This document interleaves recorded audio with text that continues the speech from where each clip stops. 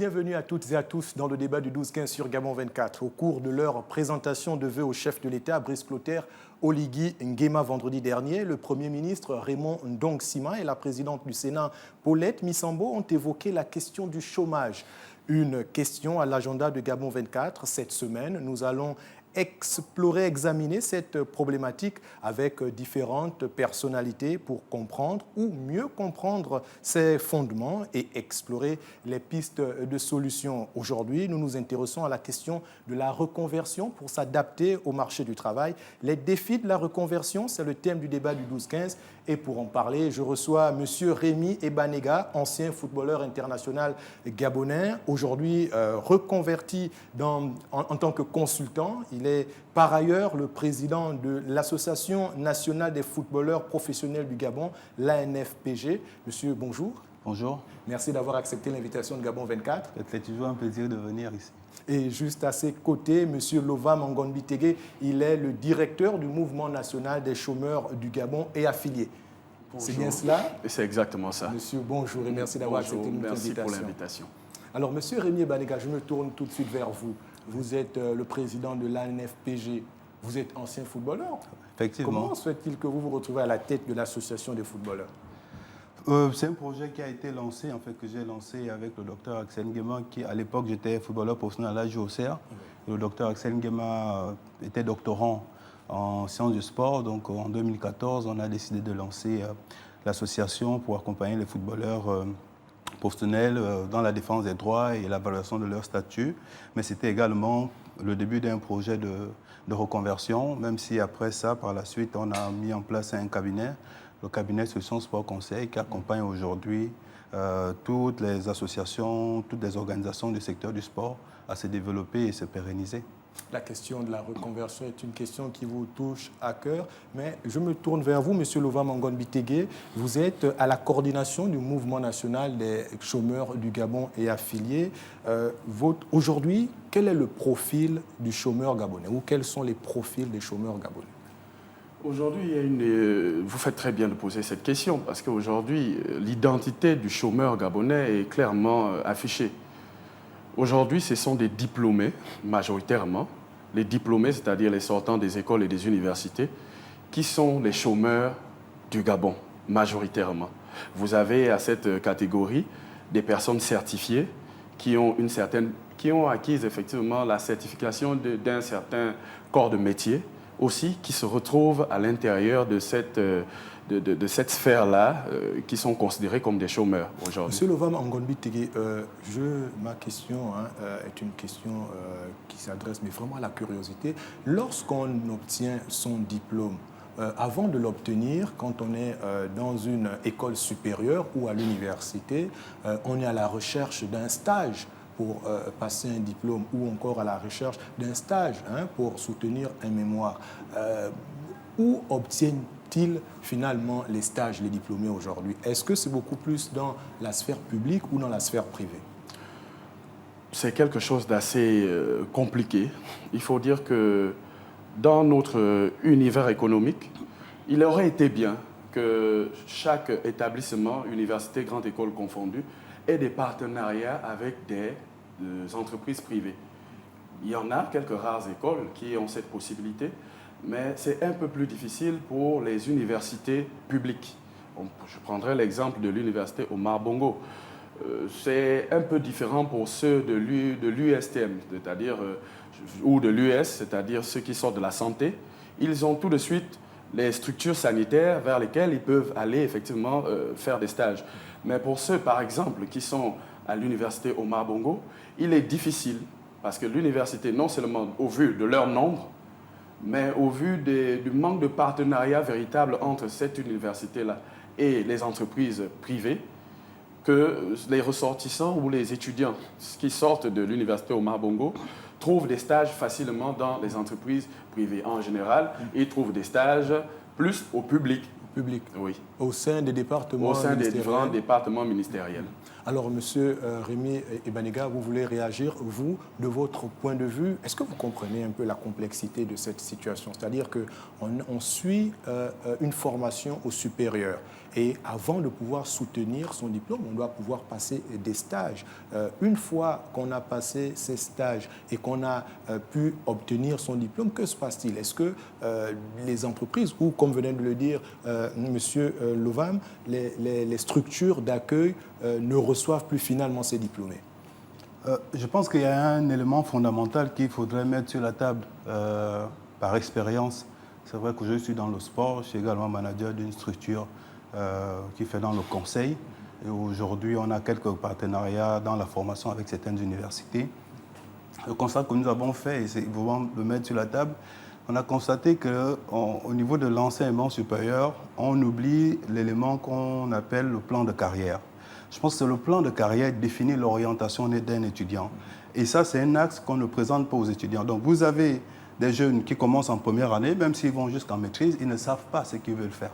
Et donc, vous vous retrouvez avec des diplômés, bien sûr, des licences professionnelles, des maîtrises, mais si tu lui demandes là où il veut se retrouver dans 5 ans, il pourra pas te répondre. J'en ai fait également dernièrement l'expérience, là j'ai tenu un DUT au niveau de l'UISO. La question, je l'ai posée dans ce sens-là. Qu'est-ce que vous voulez faire après votre DUT en management du sport? La majorité n'a pas su répondre à cette question. Je pense que c'est fondamental de mettre ça sur la table, d'accompagner au-delà des formations spécifiques liées au secteur ou à la filière, mais de mettre en place un process de plan de carrière pour emmener les enfants à comprendre, à s'évader dans le nuage des fonctions. Est-ce que vous êtes en train de poser là la problématique de l'orientation finalement de ces étudiants? C'est la clé. Je pense que l'orientation, c'est la clé dans la formation. Ça ne sert à rien de former les enfants, de leur donner des diplômes sans savoir exactement où est-ce qu'ils vont chuter. C'est fondamental de mettre ce plan de carrière pour savoir intégrer la formation à la motivation de l'enfant, de l'étudiant, pour que lui-même, il se projette maintenant, de se dire, bon, ok, je peux faire une licence dans telle filière, mais je sais qu'après cette licence, je vais me spécialiser dans telle ou telle filière. Mais vous avez parfois aussi, en termes d'orientation, un enfant qui veut faire une filière, mais on lui dit qu'il n'y a plus de place, donc vous basculez automatiquement dans telle ou telle filière. Vous voyez que cet enfant-là, vous allez le perdre sur le long terme, parce que s'il n'est pas intéressé par la suite sur l'enseignement qu'on lui propose dans d'autres filières, ben, il va se retrouver à se dire, bon, je termine ce que j'ai à faire, mais derrière, sachez qu'il aura du mal à trouver un emploi, parce qu'il ne se serait pas projeté bien avant sur ce qu'il a envie de faire. Et la grande majorité des diplômés au Gabon sont dans cette situation. Alors, il y a également que le monde, le marché du travail réserve beaucoup plus de place aux métiers dits techniques. On parle de faire la part belle, autant pour moi, à la formation technique et professionnelle. Or, on sait qu'on forme beaucoup plus des jeunes Gabonais dans les métiers relatifs aux sciences sociales. Parmi les membres du mouvement national des chômeurs du Gabon et affiliés, y a-t-il certains qui ont osé la reconversion? Bon, c'est-à-dire qu'ils ont été formés oui, dans un domaine et ont tenté de suivre peut-être une autre formation dans un autre. Je pense que lorsqu'on parle ici de reconversion, il va falloir d'abord essayer de redéfinir exactement qu'est-ce que l'on entend par reconversion. On entend par reconversion, je veux prendre le sens professionnel, le fait qu'une personne ait subi une formation pour servir dans un certain secteur, et au vu de l'activité économique, la personne s'oriente vers un autre secteur à la base qui n'est pas le secteur de prédilection. Oui. Lorsqu'on parle de la majorité des diplômés que nous avons, la majorité des diplômés que nous avons ont tous un problème, majoritairement. C'est celui d'avoir eu effectivement des formations administratives, donc qui s'appuient sur le social. La main technique, lorsque vous regardez, vous allez vous rendre compte que sur 10 jeunes, il y en a à peine 3 qui ont fait des formations techniques. Vous allez avoir parmi les 7, certains qui iront dans les universités, d'autres dans des écoles, pour des formations déjà parfois, je veux dire, bouclées. C'est-à-dire, si vous demandez aujourd'hui à avoir un économiste, vous n'en aurez pas un, vous en aurez peut-être 10 000 qui vont se présenter à votre porte. Si vous demandez à avoir un juriste, la même chose. Mais si vous demandez un ingénieur agronome, vous êtes sûr de ne pas en avoir des milliers. Il n'y en a pas suffisamment, oui. Parce qu'il n'y en a pas suffisamment. qu'est-ce qui cause ça? Le modèle économique de base. Le modèle économique de base de notre pays est un modèle qui a eu besoin de la main-d'œuvre administrative. Et nous pensons que l'un des problèmes, c'est que ce modèle n'ait pas eu une amélioration, sinon une modification pour s'adapter aux besoins de l'heure. Naturellement, on ne construit pas majoritairement une nation qu'avec des administratifs. Il faut également des techniciens, des ingénieurs. C'est ce qui explique que lorsque l'État met par exemple à la disposition des diplômés des places dans le secteur du public, à la fonction publique, il y a beaucoup qui se présentent à la porte et lorsque certains ne sont pas admis, eh bien, on voit qu'il y en a qui manifestent justement leur mécontentement. Oui. Alors, je me tourne vers vous, Monsieur Rémi Ebanega. Vous êtes véritablement engagé dans ces questions de reconversion, hein, et on peut avoir justement le secteur du sport comme modèle. Une fois qu'un footballeur a terminé sa carrière, quels sont les éléments qui peuvent l'amener à se reconvertir? Quels peuvent être les éléments de motivation? Les éléments de motivation sont travaillés. C'est un peu parce que depuis plusieurs années déjà, on a su mettre les process en place pour accompagner les footballeurs qui le souhaitent dans la reconversion. Que ce soit dans le même secteur du sport, que ce soit dans les secteurs hors sport. Monsieur Ebanega, si vous permettez, et comment cela se passe concrètement? Est-ce qu'il faut qu'ils repartent suivre une formation spécifique ou bien ils vont apprendre un métier sur le tard? Mais la formation, apprendre le métier, c'est se former. Automatiquement, on ne peut pas dissocier la reconversion de la formation. Comme il a dit mon frère, dès le moment où on veut se reconvertir, c'est qu'on va apprendre une nouvelle formation. Donc on va acquérir de nouvelles compétences, de nouveaux savoir-faire. Mais le plus important dans ça, c'est l'orientation qu'on fait d'un jeune, par exemple dans le cas du football, qui sait qu'il a joué au football et qui a la motivation de se dire, après ma carrière, qu'est-ce que j'ai envie de faire? Vous avez, parce que nous, on a commencé par mener des enquêtes pour comprendre un peu la psychologie de ces enfants après le foot. Donc, parfois, tu te retrouves avec certains qui ne savent pas ce qu'ils veulent faire par la suite. Et là, vous deviez avoir des gens qui les orientent, qui leur présentent le nuage des différentes activités, secteurs d'activité et différents postes. Au niveau du Gabon, par exemple, les gens pensent que comme on est comptable dans la banque, on ne peut pas être comptable dans une relation sportive.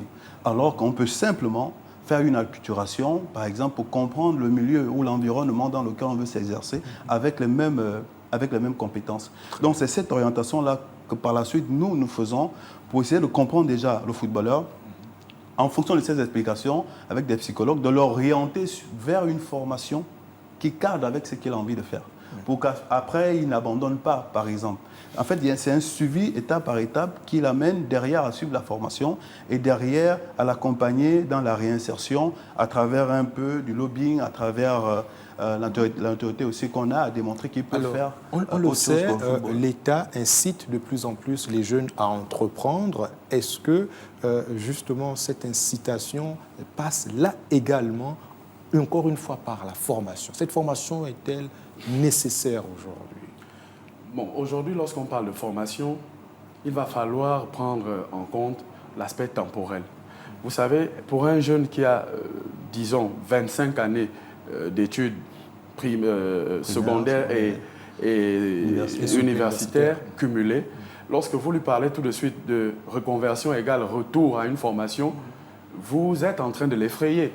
Parce qu'il a dans la tête que la reconversion ici va me demander encore de donner des années d'études. J'ai enfin fini avec la formation, voilà. Et il faut encore repartir sur le banc de l'école. Il ne s'agit pas ici de cela lorsqu'on parle véritablement de reconversion. La reconversion, c'est-à-dire que lorsqu'on va prendre, par exemple, quelqu'un qui a une formation comme étant disons quelqu'un qui est économiste. Un économiste, s'il avait l'ambition, disons l'ambition de travailler par exemple au budget ou au ministère de l'économie, il va falloir pour cet économiste, pour tous ceux qui sont les économistes, voir quels sont les corps de métier qui ne s'éloignent pas complètement de leurs compétences acquises, oui, mais qui peuvent aussi profiter à ce qu'ils puissent se développer, à être des personnes qui vont produire pour la nation. Vous ne pouvez pas dans la reconversion, et malheureusement, nous pensons qu'il faut un mentoring. Quand mon frère Ebanega parle à côté, vous voyez que dans le monde du sport, il y a quand même un suivi. on est là dans le prisme de deux visions différentes. On a d'un côté un jeune qui sort de l'université, qui n'a pas de fonds, et à qui on demande de se reconvertir, soit pour accéder le au marché de privé, l'emploi, soit pour l'entrepreneuriat. Mais il faut intégrer que ce jeune-là, à la base, n'a pas de fonds. Comment est-ce qu'on peut faire? C'est très bien, le président a mis en place... Alors, voilà. justement, vous me permettiez, Madame Paulette Missambo a proposé de légiférer sur le phénomène maître-apprenti, c'est-à-dire 50% de formation théorique et 50% de pratique. Et on le sait, hein, il y a déjà eu des mesures allant dans ce sens. Oui. Je pense, par exemple, au programme ProDC, financé par la Banque mondiale. Est-ce que dans votre association, il y a des jeunes qui ont pris part à ce programme, le programme ProDC? Il faut dire qu'il y en a, mais ils ne sont pas tellement nombreux.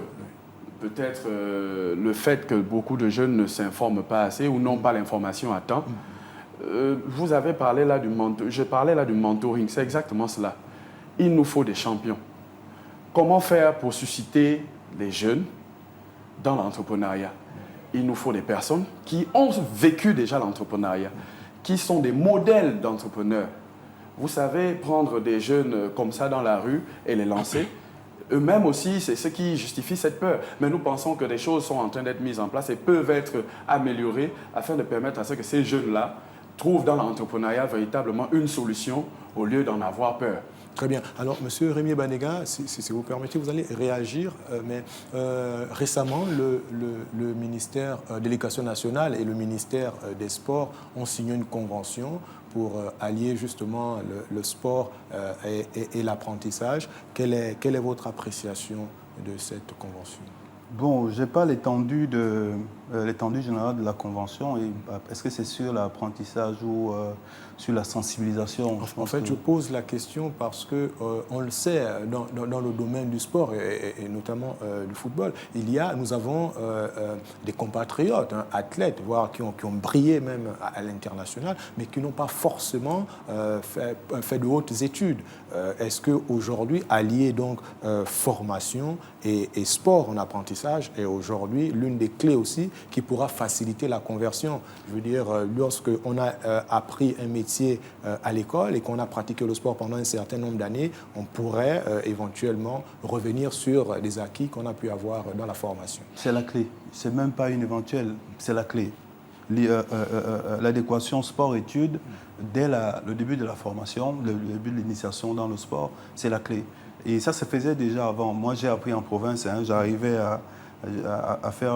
C'est un peu difficile à Libreville, dans le Grand Libreville, mais un footballeur qui a commencé en province a un niveau un peu plus élevé parce qu'il y a un suivi par rapport à la capitale. Maintenant, il faut que ce soit une norme. Il faut que ce soit une norme parce que vous avez des organisations sportives, parce que dans le football, à un moment donné de l'évolution de l'enfant, on l'impose même à arrêter les études parce qu'il faut aller jouer dans une équipe nationale et quand il revient 2 semaines après, on ne le considère pas. Donc s'il a raté les devoirs, il a 0. Donc il ne faut pas que ce soit quelque chose qui soit...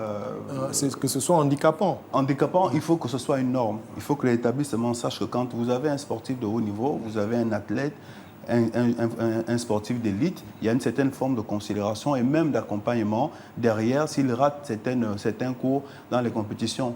Mais je pense que c'est une politique générale également qui doit se faire dans le sens où on doit amener les enfants à comprendre, comme l'a dit, et à ne pas s'inquiéter. Parce que dès le moment où vous donnez une garantie aux jeunes que si vous faites une reconversion, voici les aboutissants. Et que vous avez la possibilité, n'est-ce pas, derrière cette formation, parce que le secteur est ouvert et qu'il y a une recherche, il y a un besoin.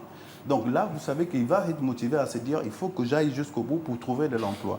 Mais dire aux jeunes de faire simplement une reconversion ou d'aller dans l'entrepreneuriat, je vous assure, on ne peut pas quantifier ça. Il faut arriver à les mettre en confiance et surtout les rassurer. Mais que dites-vous aujourd'hui, M. Lovan? Il y a ces jeunes-là qui ont véritablement besoin d'accéder à un emploi et il y en a... plusieurs d'entre eux qui sont par exemple formés dans des séries littéraires. Est-ce que la formation continue n'est pas aussi l'une des clés justement pour pouvoir s'assurer, garantir les chances d'accéder à un emploi?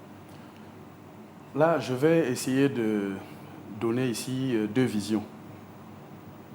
Pour nos jeunes frères qui sont encore sur le banc de l'école, il est urgent que les autorités essaient de trouver des formations, des nouvelles formations. Si peut-être ceux qui sont déjà à la fin, on ne peut plus pour ce premier cas, mais pour ceux qui sont encore dans les primaires et les lycées, je pense qu'il est temps de réfléchir à d'autres offres de formation qui, en partenariat avec des entreprises privées et d'autres institutions, pourraient permettre d'avoir des formations adéquates. Comme ça limiterait véritablement le chômage futur. On aura des jeunes qui reviennent des lycées et qui rentrent directement dans des formations avec des débouchés clairs. Claire, est-ce que cela veut dire que cela passe aussi par justement mettre l'accent sur les formations techniques et professionnelles? Parce qu'on l'a vu, il y a eu des assises sur la formation, sur l'adéquation formation-emploi, et le gouvernement a identifié un certain nombre de secteurs prioritaires pour le développement du pays. Est-ce qu'aujourd'hui, vous dites qu'il faudrait qu'on arrive à mettre en place donc, des structures qui permettent justement de former des jeunes et avec des débouchés clairs pour ces différents secteurs dont le pays a besoin? C'est exactement cela. Et d'ailleurs, il faut le dire, je félicite le travail qui a été fait par les autorités de repérer rapidement les secteurs porteurs de croissance et d'avenir, tels que l'agriculture, l'intelligence artificielle, le BTP aussi. Le BTP. C'est-à-dire, nous devons avoir des écoles de sport. Absolument, voilà. le sport. Et bien d'autres, parce que là-dedans, vous avez la com, etc. Les IE, comme on dit, les IA, intelligence artificielle. Donc, le Gabon, nous devrions avoir à remettre plus en avant les écoles de bois. Et il serait anormal que l'université Omar Bongo, par exemple, excusez-moi de m'acharner sur l'université Omar Bongo qui m'a formé, il serait intéressant que la proportion des jeunes qui doivent être orientés à l'école de bois ou à l'université du bois, ils doivent être 4 fois plus nombreux que ceux qui doivent être orientés à l'université Omar Bongo. Dans les métiers, dans les disciplines des Oui. sciences humaines. Alors, au passage, on peut le signaler, le dernier Conseil des ministres a annoncé l'ouverture d'un département scientifique à l'université Omar Bongo. Mais je voudrais vous avoir rapidement, il ne nous reste plus assez de temps. Aujourd'hui, dans votre mouvement, il y a encore beaucoup de jeunes qui sont à la recherche d'un emploi. Quelles sont les garanties qui vous ont été données par le gouvernement? Que fera-t-on de tous ces jeunes-là, finalement? Il faut dire que les solutions existent. Oui. Le président de la transition, lorsqu'il a pris le pouvoir, a donné des pistes de solutions. Ce que nous patientons et que nous sommes en train de demander à notre gouvernement, c'est d'effacer la lenteur administrative. Parce que vous avez des jeunes dont le temps n'est plus pour eux une option. Ils sont impatients parce qu'ils vivent au quotidien la précarité. Et ils sont un peu remontés, ils estiment que c'est le moment pour nous de l'avoir.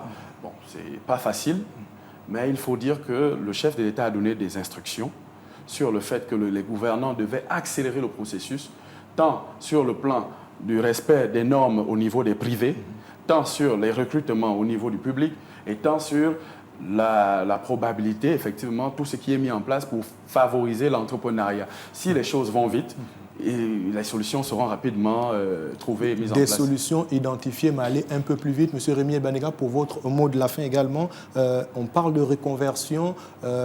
Comment identifier aujourd'hui un domaine particulier dans lequel on souhaiterait se reconvertir? Je pense qu'on a un pôle au Gabon, c'est le PNPE, si je ne me trompe. Je pense que c'est à cette structure de faire ce travail, élaborer une cartographie des secteurs et aller jusqu'au bout, une cartographie des postes vacants. Vous voyez un peu, dans le moment où on a cette cartographie, on a cette base donnée des postes, on peut maintenant l'associer à la demande et pouvoir orienter en fonction. Et je pense que c'est les éléments. Moi, j'ai eu l'honneur de présider la sous-commission jeunesse et sport lors du dialogue national inclusif. On a abordé ces questions de chômage, ces questions de difficultés que rencontre la jeunesse. Et là-dedans, on avait fait une proposition d'accompagner les étudiants qui viennent de terminer, je pense que sur 3 mois, pour les accompagner à trouver un emploi. Il a dit tout à l'heure, ça dit que quand on termine, on se retrouve, on n'a rien du tout. Et comment on fait pour aller chercher un emploi? Parce qu'il faut même déjà faire des copies, faire des photocopies de ces dossiers-là. Tout à fait, aller les déposer. Je pense qu'on avait même fixé un montant entre 50 et 70 000 pour aider ces étudiants-là qui viennent de terminer. Donc il y a tout ce travail qu'il faut faire. Et il y a beaucoup de résolutions qu'on a intégrées dans les résolutions finales qui ont été validées. Il faudrait les regarder. Trouver également. le moyen d'accompagner les jeunes, même dans la reconversion, ils ont besoin d'être guidés, à identifier un suivi, identifier les secteurs porteurs. Merci, c'est déjà la fin de notre émission. Merci infiniment d'avoir accepté d'y prendre part. La reconversion comme instrument pour accéder à l'emploi, c'est ce qu'on peut retenir, et pour cela, la formation continue peut en être l'une des clés. Tout à l'heure, à 15h, vous serez en compagnie de Praxel Moudeke pour la grande édition de 15h. L'actualité se poursuit sur nos antennes. Merci et à demain.